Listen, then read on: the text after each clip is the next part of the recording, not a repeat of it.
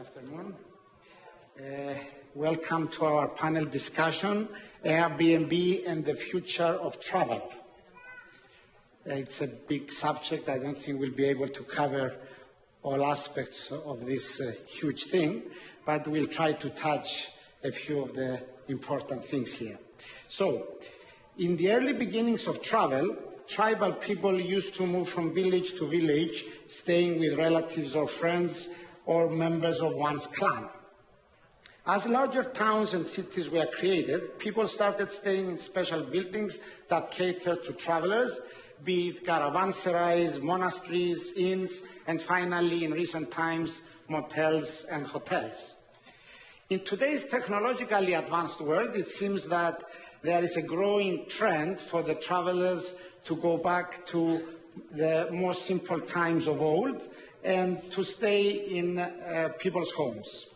It is as if collectively we have given a full circle and are now seeking a more personal connection when traveling like in the past. The trend is headed by Airbnb, of course, and is changing the way we travel. What is the allure of Airbnb and staying in private homes? How will Airbnb develop in the future and how will it affect independent travel? Where is world travel heading with this new paradigm shift? To discuss all these things and more, today we have a panel of 4 world travelers, 5 including myself. All 4 have been using Airbnb for their travels exclusively, and the 3 of them have been traveling around the world, and Chen Yu also a little bit. So, next to me, we have Michael and Debbie Campbell. You all probably know them already. They are becoming little stars. They are from Seattle, Washington. When the time came to retire, they decided to sell all of their belongings, packed 2 suitcases, and set off to travel around the world, staying in Airbnb homes. For the last 3 years, they have become world travelers, living in 56 countries, 170 cities, and 125 Airbnbs. Wow. This original style of living their retirement years has earned them the very inspiring title of senior nomads. So, Debbie and Michael. They are 24/7 together, they say, for 3 years. Rolando Archila is a native of Guatemala. He's a young creative professional who has spent most of his adult life in the US, but has traveled to over 25 countries in his lifetime. Last year, he and his wife decided to take some time off from ordinary life to travel around the world for 6 months, if not longer, now that they have both been bitten by the travel bug. Rolando started his journey in South America and is mostly using Airbnbs for his accommodation. Chen Yu Jen. We have fans here, eh? Yeah, all the way from China. Okay. Chen Yu is from China, but grew up in various countries and studied at Princeton University here in the US. She now lives in California and is a social media marketing professional. She's a different type of traveler than the other panelists. She travels within a single city by living in different neighborhoods, exclusively with Airbnb. She has just completed a very interesting project entitled 365 Days on Airbnb. And during this time, she mostly lived in LA and San Francisco.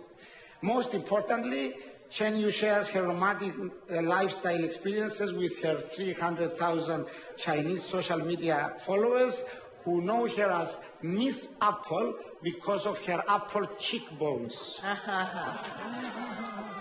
Finally, I introduce myself. I am Nikos Hagikostis from Cyprus. I am a writer. I'm reading my bio. Okay.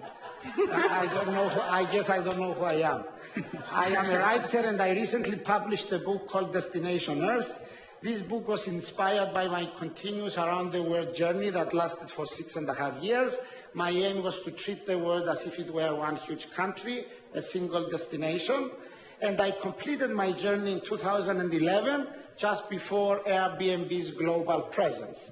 So during my travels, I had spent thousands of hours lost hours searching for accommodation since I did not have the choices now provided by Airbnb. Therefore, I'm so jealous of the other panelists that I'm thinking of traveling around the world again just to use Airbnb. Good idea. So, this afternoon, I will be asking our panelists to enlighten us about this new way of traveling around the world. We will also try to see where things are heading with travel in the near and long-term future. Everybody nowadays is speaking about immersive travel, and we've heard it a lot during the last 2 days here in the Airbnb Open. So in the first part of our discussion, we'll be discussing and exploring this subject, immersive travel. So let us begin with Airbnb's new ingenious slogan, don't go there, live there. I think that all of the panelists agree that this is the ideal and perhaps the ultimate aim of world travel, to come to know a foreign culture as deep as you can and feel what it is to be a member of the local society. So let me start by asking Debbie and Michael, the most experienced Airbnb travelers on the panel and in the whole room, I am sure.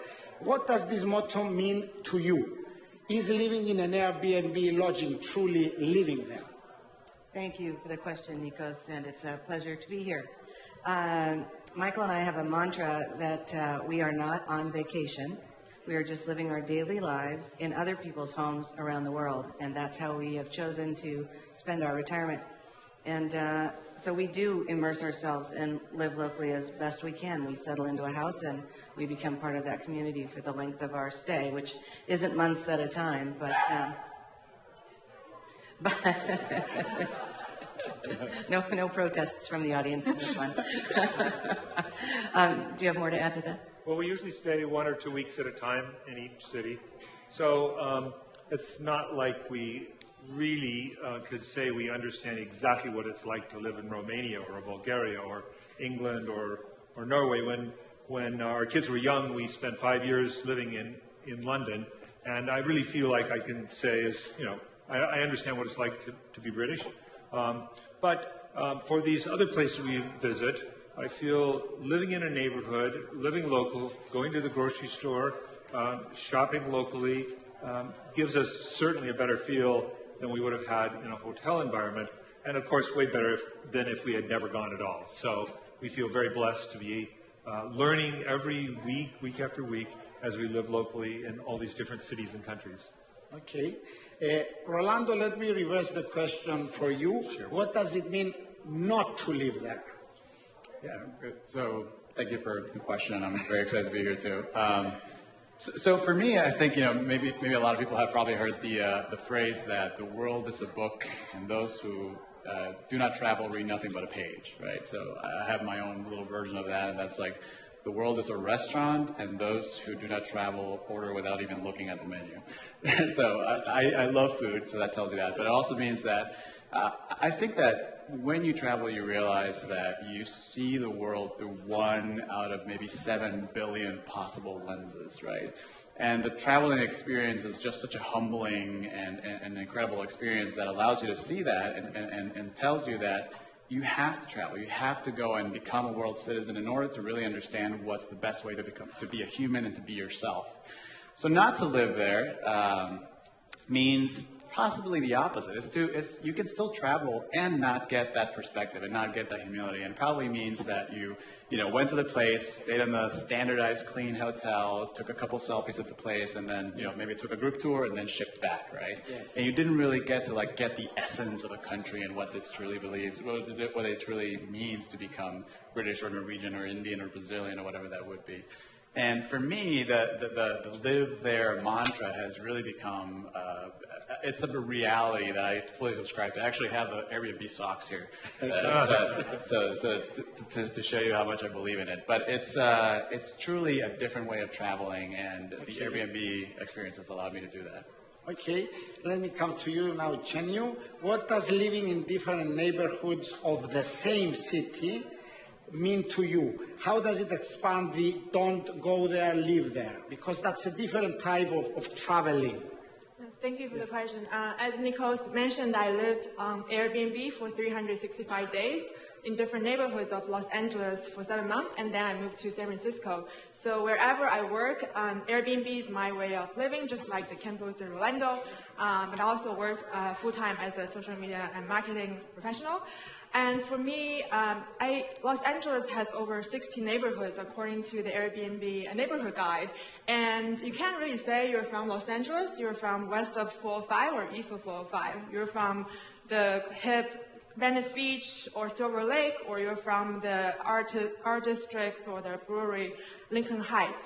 So there are so many neighborhoods, and every neighborhood, I firmly believe, that has a microculture that similar to Nikos wrote in his book, that only by living there with the locals, sometimes the artists and architects and people who paint the murals, you can really experience the local culture.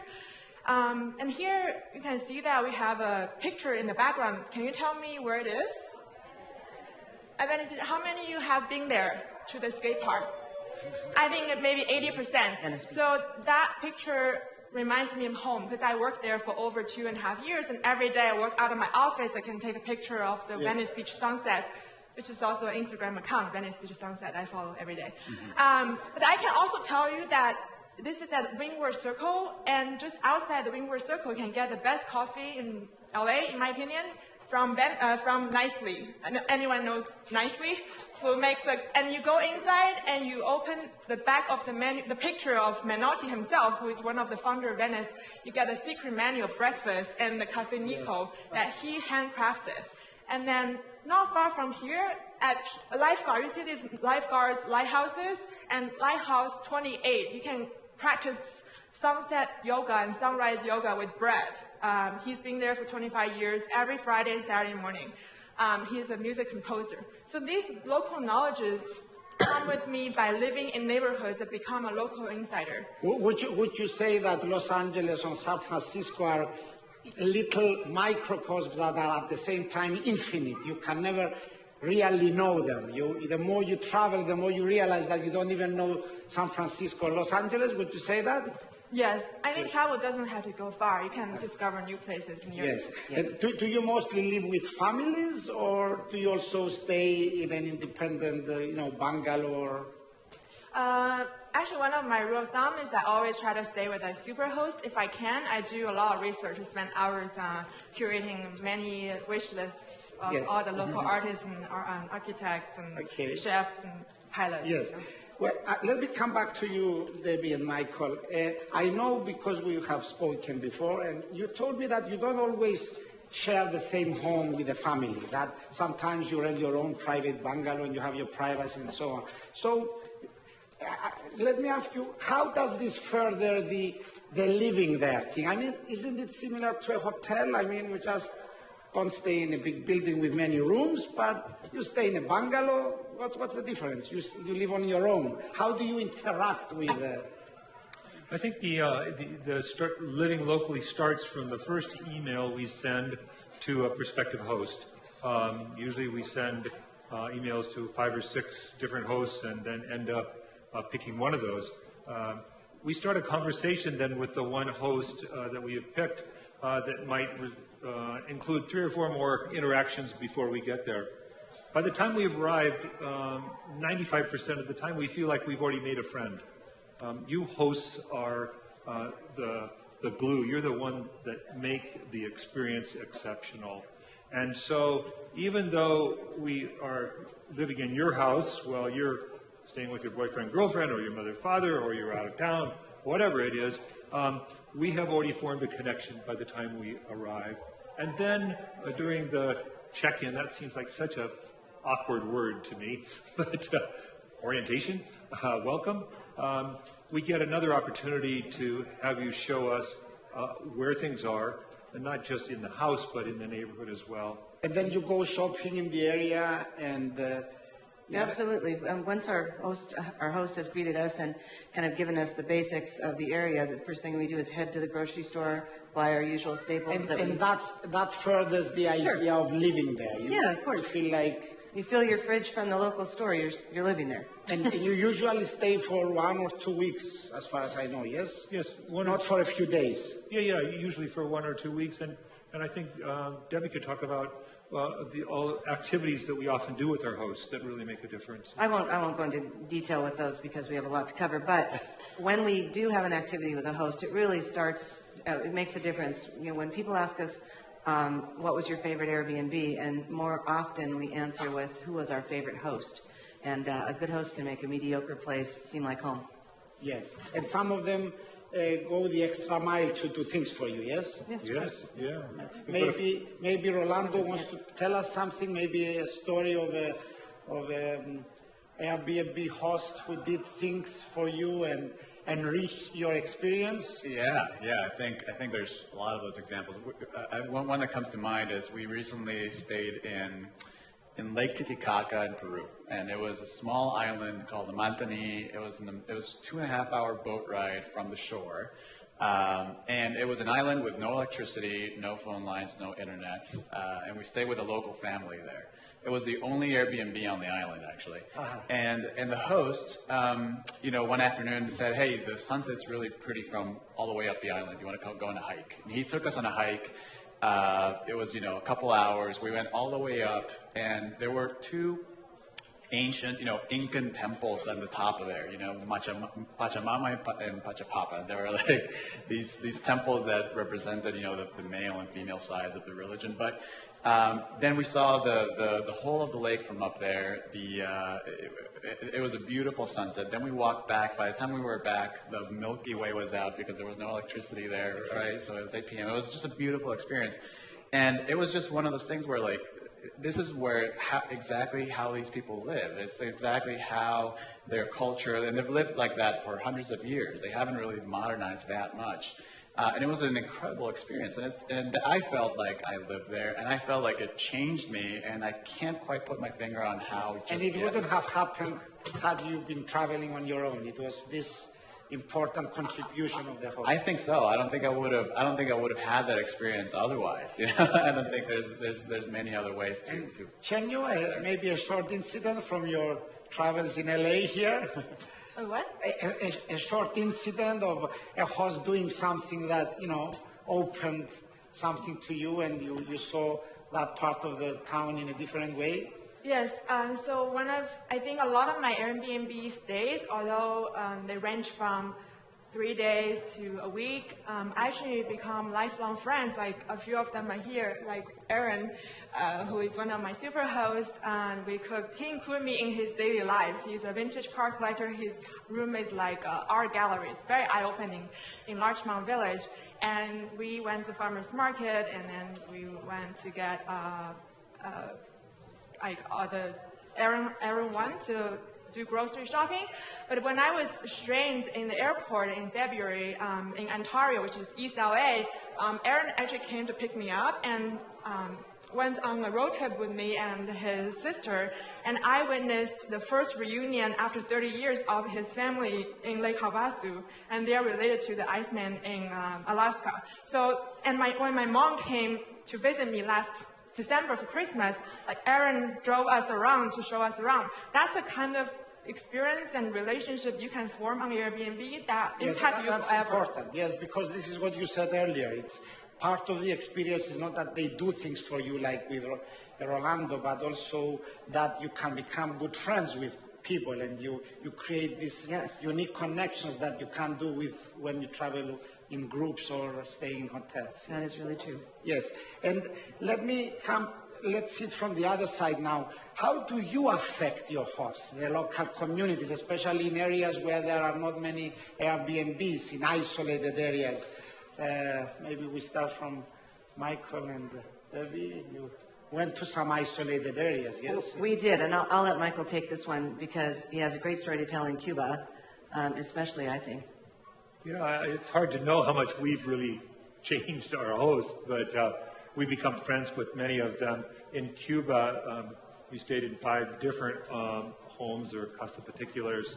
The last one we stayed in, it was a man about my age, and we had just a wonderful conversation on his front porch about politics, which is a topic I love, and Cuba is such an interesting study of what has happened. So I hope in some way I opened his eyes to maybe what the future could be for Cuba. Yes, yes. Maybe Rolando, you have a story or an incident when you had an effect on the host. Well, I think there's always that like huge exchange of culture and ideas. But I mean, one thing that I think I have been pleasantly surprised by Airbnb is just what a big tool it is for economic development. So Airbnb has basically changed the way that people stay in other places, but it can, in places like in the US or even places like Chile that's very developed, it can mean, a few extra bucks or a great way to make a living and whatnot. But in some other countries, it can really be the thing that pushes you beyond poverty. Like it's the thing that gets you from here to here. And so, a couple times when we met some people like that, we met a host, Monica in Lima, who said that she said that they had enough money to buy like a packet of cookies every weekend, and that was their budget. And then they moved in with her mom because they didn't have money for rent or anything like that, and her and her husband. And long story short, they rented a room there, then they built that into another room, then they built that into a house, and then now they are basically full-time Airbnb hosts. Yep. And they live there and they live in the house with their daughter, and the husband had just quit his job that he hated and that he worked 18 hours a day, like seven days a week. And now they can live there and do that full-time. Okay. And it's just really good. It feels really good to be able to affect that. Yes. Nikos, can I just say one thing? Yes. Because Orlando's talking about the money that flows between guest and host. I think one of the things that really facilitates that relationship between host and guest is something that Airbnb did. Seems genius to me. Maybe it was a small detail. Simply the fact that you paid ahead of time and then the money is transferred without being given upon arrival. I just think if you were to arrive and there's your host and they say you owe us, $863.42, and you get out your checkbook, your money, it would just seem so transactional. Mm-hmm. And in this way, the money is behind the scenes. And I'm not thinking of the money. I don't think the hosts are. But of course, it's there. So I think that really... Yeah, but it's still there, though. Let me ask you a difficult question. Yeah. Okay, we say that Airbnb hosts are hospitable and friendly and all these things, but it's still paid hospitality. Isn't it a little bit different than people actually inviting you to stay in their home without paying? Well, I would say that would be a rare occasion. She gets the difficult ones. I'll take that one, because I don't think we could do what we do, counting on strangers inviting us to live with them. And this is the next best thing, and it's certainly for our way of travel. Not that we don't like a good hotel room, but we couldn't afford to do this or wouldn't want to do what we're doing in a hotel situation. So what Michael's saying, I think, is yes, the money's still there, but the transaction is taken away. Yes. So they can get on with being hosts and we can get on with being guests. So maybe it's a matter of focus. You don't focus on that. Right. You focus on everything else that is interesting. Yes. If I can add to that, I think one key difference, I think, is that it requires a certain kind of person to be an Airbnb host. It's not everybody, not just anybody who wants money. It's everybody that we met seeks that connection, has a generous spirit, and seeks to be able to connect with people from all over the world. And I think that's really, really special. And I think that it has to be kept that way. It has to be kept that way, because now some people do it, they turn it into a business in some countries, let's say like Russia, they rent 20 houses and then it's like, a big hotel spread about St. Petersburg, I've seen that. So I think the review process for those that are experienced travelers within the Airbnb community can kind of ferret out those that are purely commercial and the great hosts, because if you look carefully at the reviews, we never met Jose. Jose was never there 14 times in the reviews, and the agent met us, or you look at the pictures and he was under the door. Yeah. So I think if that's okay for you, it's fine. But for those that want to have a relationship, I think you try and read the reviews, looking for the ones who are more interested in the hospitality. Yes. Let us move on now to to explore how Airbnb is furthering independent travel, because we all stay in Airbnbs and we travel on our own, but let us not forget that the majority of humanity still travels in groups and in these huge buses. For every Debbie and Michael, there's one huge bus that goes up the Acropolis or the Forum in Rome. So do you think that Airbnb will change that? Maybe we start from Chenyu, because I know that 99% of the Chinese travel in groups, and they just started, traveling around the world, and we see them everywhere in these huge buses. They actually do it in China, by the way. They travel in buses in China. It's not just in Europe and the US. So do you think that Airbnb is going to change that? Yes, and Airbnb is changing it, but also I think Chinese society is ripe for this new type of independent travel. I think the time is perfect right now, because Chinese society just transformed from surviving to thriving, that you see more and more people are studying abroad, traveling abroad, and more people are getting introduced to this new independent travel that in America and Europe, people have been doing that for ages with the hitchhiking or like the couch surfing, the Airbnb. Yes.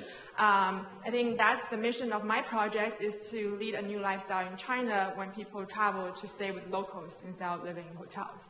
Yeah, and actually I'm coming to you now, because retirees also tend to travel in groups because it's more safe, yes, because everything is organized, yes, and I feel that you are kind of pioneers. Are you introducing a new era here? I mean, do you see thousands of retirees traveling on their own with backpacks, with 80-year-olds and 90-year-olds? What do you think?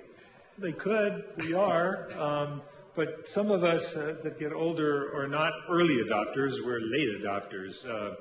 But the technology, it seems to me, is making this so much easier. So maybe it's the younger generation that will take advantage of the fact that Google Maps works every place we've ever been, integrated into the public transportation system, that Google Translate or iTranslate are there for you, and Skype and FaceTime are there for you so you can stay in touch.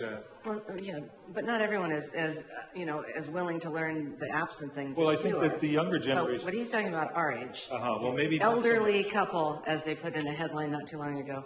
Elderly couple retires and travels. I was like, who's these elderly couple? But I would say just one thing in defense of seniors traveling in groups. It's not for everyone, and it takes a lot of physical strength and mental focus, and I'm for people getting out and traveling.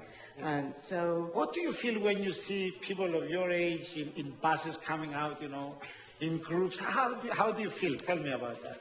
Well, first I want to say, you could do this on your own, but it's not to take away from their experience. I'm just happy they're traveling. Do you preach them sometimes? Do you tell them something? Nico. No, I mean, do you tell them, go there, you're going to miss that if you stay with the bus? I did it sometimes when I saw... You go pulling people away from tour buses? No. But I know that 100 meters away, it's this amazing thing, and they're all going to miss it. Sometimes I went to the tour guide and told him, take them there. I felt so horrible that they would go to that city and miss such amazing things because they had 5 minutes. Well, you should start a tour company. Move aside Rick Steves, and here comes Nico and his big red bus. You didn't feel like doing that ever? I don't know. Maybe. I've never felt this my place. Okay. Well, one of the reasons that people travel in groups is also financial, and I'm sure that you are all traveling for extended periods of time, and a common question that people probably ask you is, how is this affordable? So let us now address travel costs. Let's move to that subject, because I'm sure that, well, let's start with Rolando. How do you manage it? You were a young professional. You sold everything. What did you do? Yeah, How do you all the above. He robbed a bank. I saw him. Yeah, exactly. I'm an outlaw in 7 countries. Yeah. Okay. No, it's. I think honestly, the hardest part is just mentally deciding and committing to the idea of doing long-term travel, because everything else beyond that is math. You adapt. You so adapt. You have more money. You stay in an expensive Airbnb. with nice Exactly. luxuries. You make a budget. And the guy yesterday, went to jump. I think that was a wonderful session, and he was talking about how there's like 10,000 unsexy details, that you have to take into account whenever you're planning a new jump. And for me, that jump was, for me and my wife, it's over there. It was very beautiful. She's a planner. That's what I have to give credit to. We decided, we want to make that jump. We want to make that happen. And it's just a matter of then mentally committing, putting a timeline on it. And then we decided to save. We probably saved 60% of our income for a while. We lived on less. And then we decided to, just multiply the number of days by the time we want to travel, and then just do it. So it's. Are you on budget or are you off? We're on, but we're pretty close actually. We just. Yeah. Okay, Debbie and Michael, I'm sure you get this question from many people, and I know you sold everything, you told your story, but maybe you repeat it for those who haven't heard it. Michael has a hypothesis, and he's a spreadsheet guy.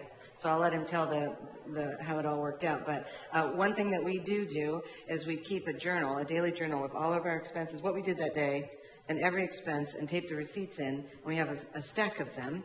And it gets down to and how much was that Diet Coke you bought today? So it's a little tricky. But you're the money guy. Well, 4 years ago, one of our daughters suggested we retire and sell her stuff. And she lives in Paris. We're from Seattle, so she, I think, really wanted us just to come see her more in Paris. But we followed her idea, and the hypothesis that we came up with was this: could we travel the world living in other people's homes for the same amount of money that we would spend if we just stayed in Seattle and retired? Because there must be tens and tens of thousands of people in our city, in Seattle, and of course around the world, who are retired on a fixed income. So we also have a fixed income, and our goal was to see if we could travel within that. And you are trying to adapt everything to that income, yes? We are, and so I happy to say that in the first year we were over budget, maybe 20, 25%. The second year maybe 10 or 15%, and this third year of travel we were actually on budget, and that's which makes me feel good, because I don't want to run out of money. I want to be prudent. I want to be a good father and a good husband. Yes, and you're all of those things. And but the other piece of the puzzle is, of course, we sold our cars, we sold our boat, we sold our house, and we've sold most everything we have. We have a few things in storage, so that money is, some of the pool that we use prudently to do this. But we have a budget that we try to hit every day, and this past year we were right on. So we're going to keep going. Yes, I will add here my little story. I sold a company and everything I had and all my savings to travel around the world, and I had money for 2 years or something. That was how long I had planned my journey to last when I set out to see the world. But as it started dragging longer, I found that some weird things were happening, miraculous stuff, and money came pouring in. So some investments, some gifts, and I think that when you follow your dream, then things start happening, yes. Rolando. You're not going to travel for 6 months. I'm sure you're going to travel much longer. And things will start happening. Nicholas, I just have a quick yes. add-on to it. So I also have a budget like $70, $80 per night. But for me, it's going to the new age of hospitality school in people's homes, because I try to pick all the most interesting artists and architects. And people go to Cornell's hotel school to learn about hospitality, but now we can go to Airbnb homes to learn with the people who know it best. So for me, I think I'm paying for my tuition about interior design and hospitality. So that's the way I view the cost. Okay, excellent. And I'm packaging them into digestible content for my Chinese audience, and I think I'm trying to create a movement in China to travel. But let me ask another question that came, I thought about it earlier. Wouldn't it have been cheaper for you to stay in one place in LA and just explore different areas, of LA in different days? Why the fact that you change, you stay there for 1 or 2 weeks in a different area, is it so much more important than actually traveling to those areas? It comes back to this immersive thing, but it's much more expensive, isn't it? When you... It is a bit more expensive, I think, but the experience itself is replaceable. Yes, so you pay more, but you enrich your life in a more, okay, good. So let me come to a controversial thing towards the end. Now we go to the more controversial things. The future of hotels, because they are discussing now, and you see many articles about Airbnb. I was in Medium the other day, so just type Airbnb, it's 100 articles or 200 articles, you can't read all of them. So with so many choices available via Airbnb and similar home sharing sites, why would a traveler choose to stay in a hotel? Is this the end of hotels as we know them? Maybe Michael? I don't think so. Debbie and I love staying in hotels. It's a vacation from our vacation. But, we couldn't be doing what we're doing in staying in hotels. I mean, we eat most of our meals at home, and we're living our life. We like a big kitchen table and a couch and a place to spread out. And even that's probably 500 square feet in Paris or less, but even that. But we like to feel like we're at home. And I don't know how to feel at home in a hotel. Yes. But You said you don't think so, but now you contradicted it. You No, said he it's better than a hotel. He So didn't. why would hotels exist? There is a huge, huge need for hotels and people that want to stay in hotels. They fill so many needs. I mean, for the business traveler, and I know Airbnb is working towards building that segment, but they'll never replace hotels in that arena, I don't think. And hotels will adapt. I think when this all settles, there's room for everyone.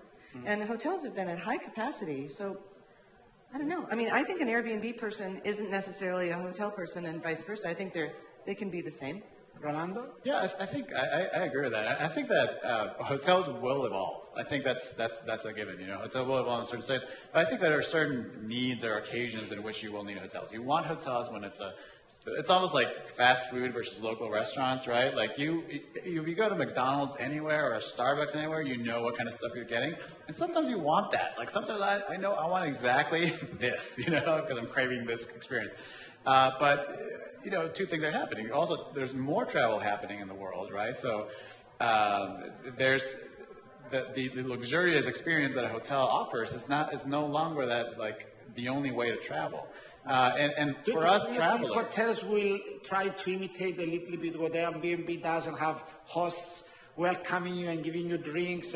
Well, maybe, but maybe more than that, it could be the fact that that us travelers, we want experience, we want authenticity, we want immersion. And hotels, the opposite of that is standardization, cleanliness, right? The same thing every time. And those two things aren't necessarily a good or a bad thing. They're just opposites. And I think that hotels will recognize that there's a need for that destandardization and give more unique experiences, more a la, better breakfast. Actually, I feel that in some ways, some Airbnbs are imitating nowadays the hotels. They have nice bath towels and nice slippers and fine quality linen. So there is also the opposite adaptation, yes? Right. Yes. I mean, Airbnbs can move towards being like hotels, but let's not have hotels start having laundry hampers and, things around that look like people live in their rooms either, I mean... Have you seen, Chen, you here in LA, some difference, in between the beginning of your journey and the end, that they started putting some extra effort to make it more of a hotel experience, that it has a little bit more luxury and nice soaps and I don't know. Have I seen the changes? Yeah. Have you seen Airbnb hosts trying to create a more formal, nice bathrooms? You know what I mean?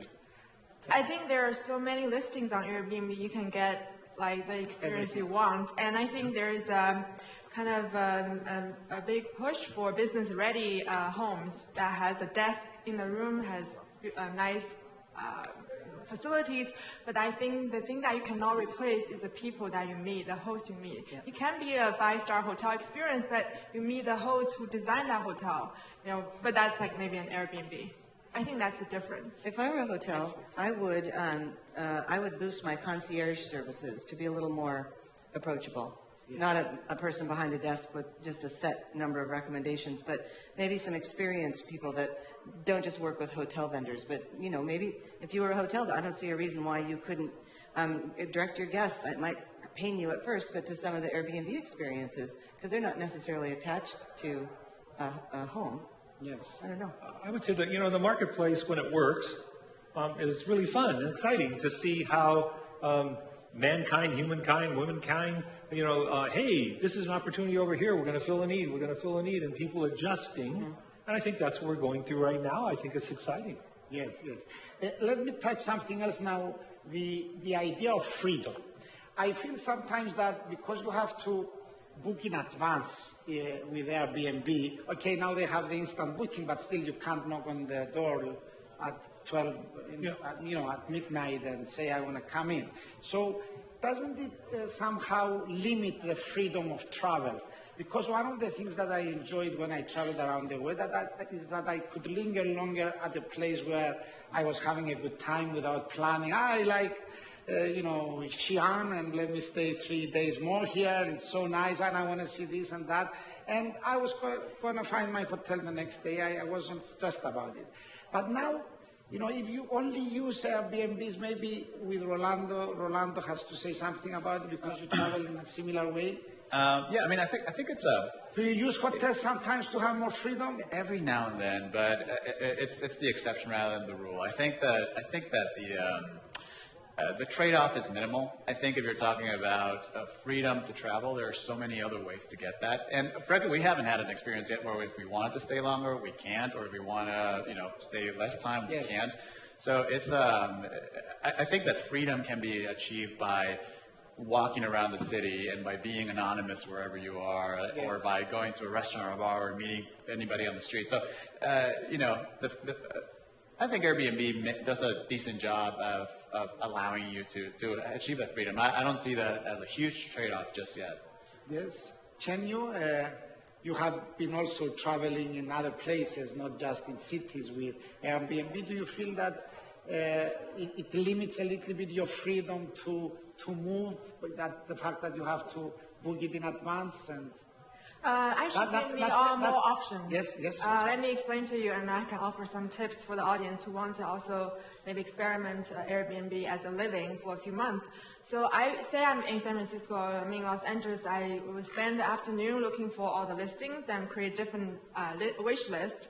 And then I know a lot of the best hosts, they require, you have to write to them an inquiry. So I write an inquiry to them. I write my sort of application letter and be like, why I want to come to stay with you, and would you be interested in hosting me?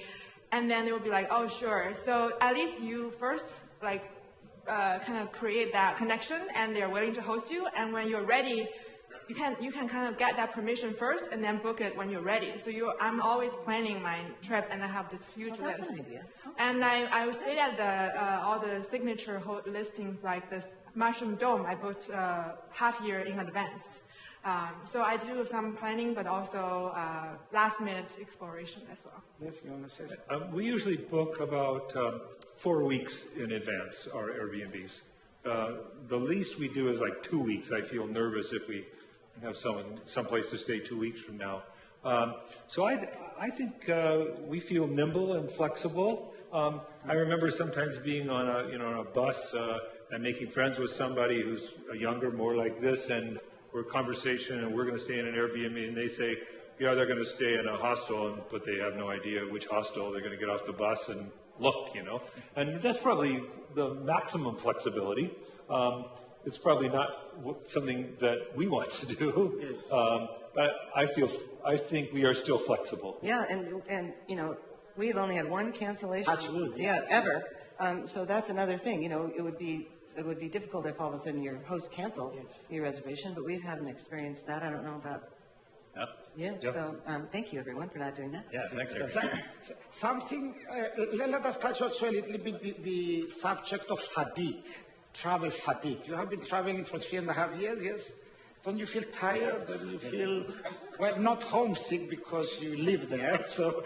It can be tiring, and I could trot out my favorite complaint about being together 24 hours a day. That can be tiring, but that's going to be an old joke. So, do we get tired? We get tired, yeah. But we kind of build that in. There's the thing that people say, I need a vacation from my vacation. And we don't feel that because it's not like you've gone to Paris and you only have a week and you have to see everything and you're so exhausted. For 7 and you walk alone in the together in the street. Yeah. Do you see the same things or do you see the world through different eyes? We're pretty different. We do have left hand, right hand, left brain, right brain.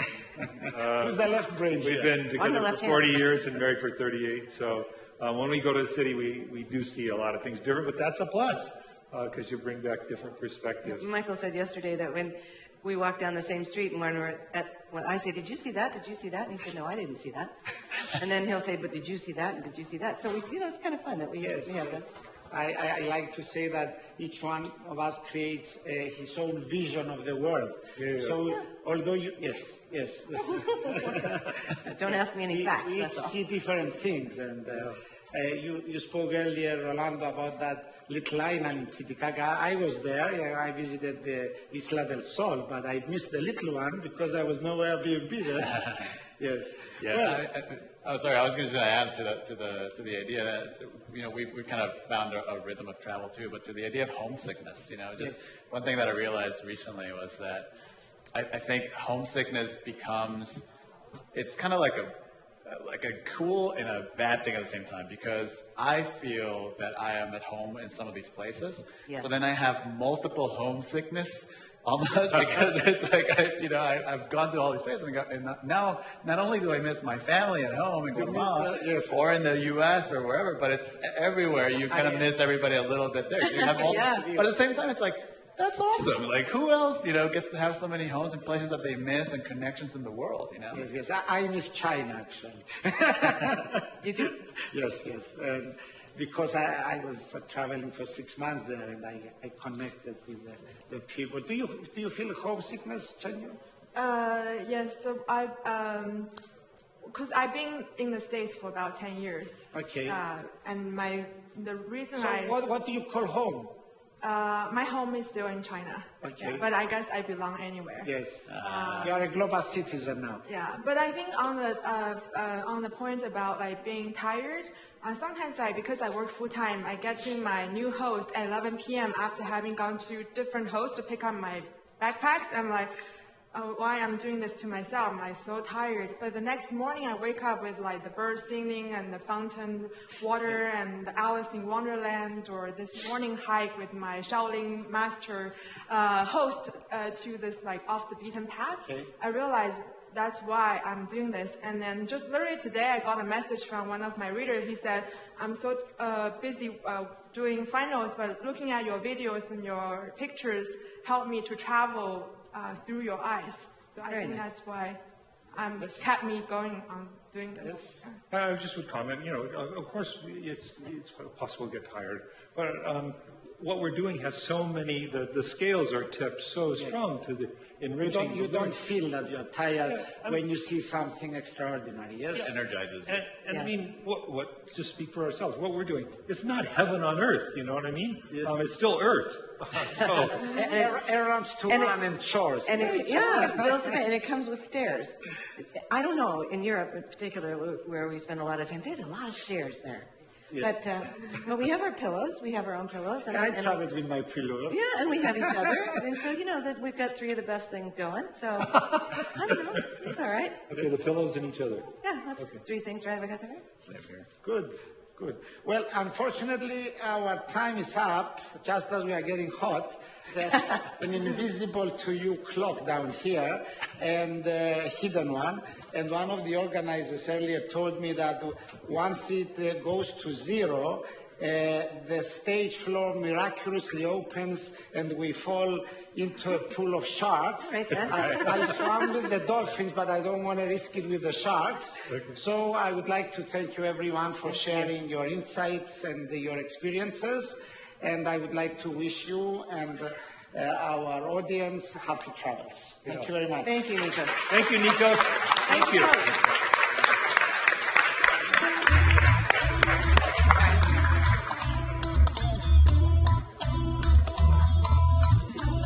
Thanks, everybody. Thanks to Zim, to Neil, to Nico, and the rest of the amazing panel.